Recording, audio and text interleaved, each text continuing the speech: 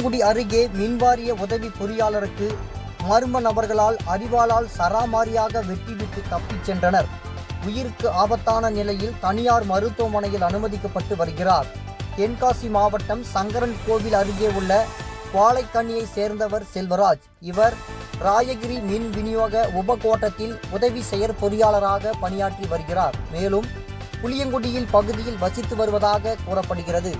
இவர் பணியை முடித்துவிட்டு தனது வீட்டிற்கு சென்று கொண்டிருக்கும் போது புளியங்குடி அருகே ரத்தனபுரி விளக்கில் செல்வராஜை வழிமறித்த கும்பல் அவரை சராமாரியாக அரிவாளால் வெட்டிவிட்டு தப்பி ஓடியது.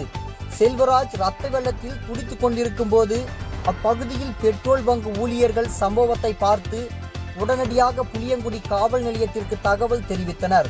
தகவலை அறிந்து சம்பவ இடத்திற்கு விரைந்து வந்த போலீசார் உயிருக்கு போராடி கொண்டிருந்த செல்வராஜை மீட்டு சிகிச்சைக்காக தென்காசியில் உள்ள தனியார் மருத்துவமனைக்கு அனுமதிக்கப்பட்டனர். சம்பவம் நடந்த இடத்தை மாவட்ட காவல் கண்காணிப்பாளர் சீனிவாசன் நேரில் பார்வையிட்டு விசாரணை நடத்தி வருகிறார்.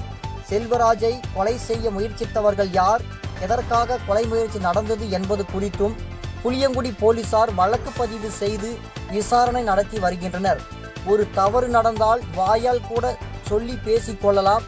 அதற்காக அரிவாளில் வெட்டுவதுதான் தீர்வு என்றால் இதுபோன்று சம்பவங்களை பார்ப்பவர்களை சோகத்தில் ஆழ்த்துகிறது. தினமடை செய்திகளுக்காக தென்காசி மாவட்ட செய்தியாளர் திருமலை குமார்.